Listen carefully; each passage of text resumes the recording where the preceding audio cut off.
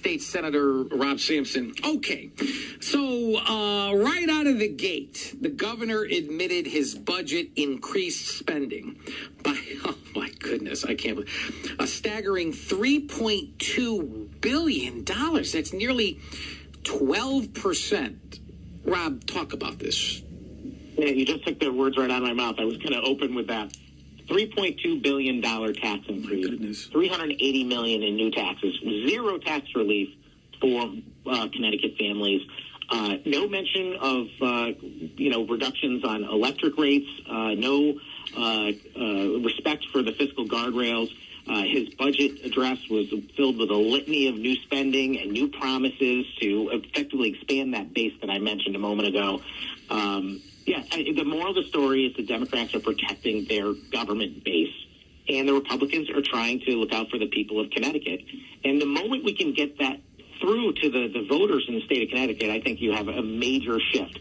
But that's what we struggled with, over the years, to answer that question about, will Republicans rebound? We are rebounding in a huge way, and it remains to be seen just how much we can get the message through to folks.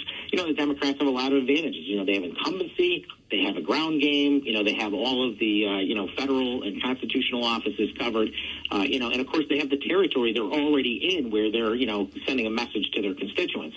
Overcoming that is a very, very difficult thing to do, and it usually will take, a few cycles to actually get there. And you watched it with me, in the last decade in the House. And we are poised to have a big and fast comeback. I really believe we have a shot at the governor's race. Yep. And if that happens, boy, we have the bully pulpit, and I think we can make huge changes and huge strides in a short time. From your lips to God's ears. Listen, I've been saying this, and I'm working on something. I think behind the scenes. All right, but I want to go back to Lamont. He reaffirmed his dangerous super sanctuary state policies. You were there, front row center Wednesday. What's your take on his comment there? Actually, I wasn't front row center. I was front row, a little bit off to the right. Okay, front row to the right. But I was actually stay to the right, Rob. Stay to the right. Yeah, don't you worry, I will. I was in the direct line of sight of Governor Lamont while he was speaking. He's got the two teleprompters left and right. Well, the one to his left was right in front of me. Nice. And so every time he had to read that teleprompter, he was looking me right in the face, and it was very interesting. There was a couple of times throughout his remarks where I made a face, and he noticed it for sure. Certainly when he mentioned Doge in the place, and there was nothing in there but some low murmurs of boos, and I started clapping. Oh, I was the only goodness. person clapping in the place.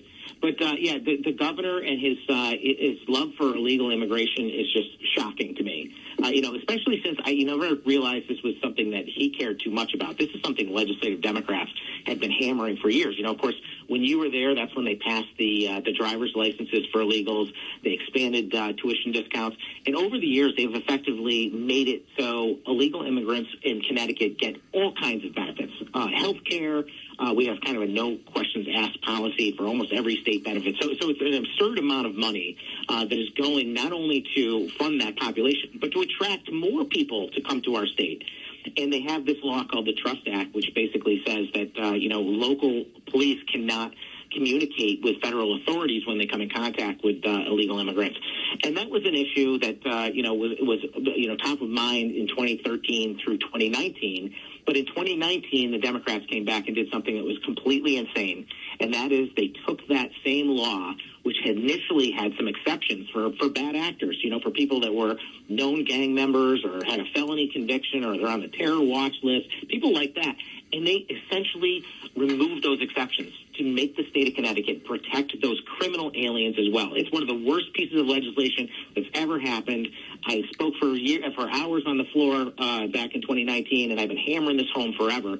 And this year, I'm thrilled that my Republican colleagues in both the House and Senate are standing side by side with me, drawing attention to this. Maybe it took Trump getting elected to do it, but we are hammering home.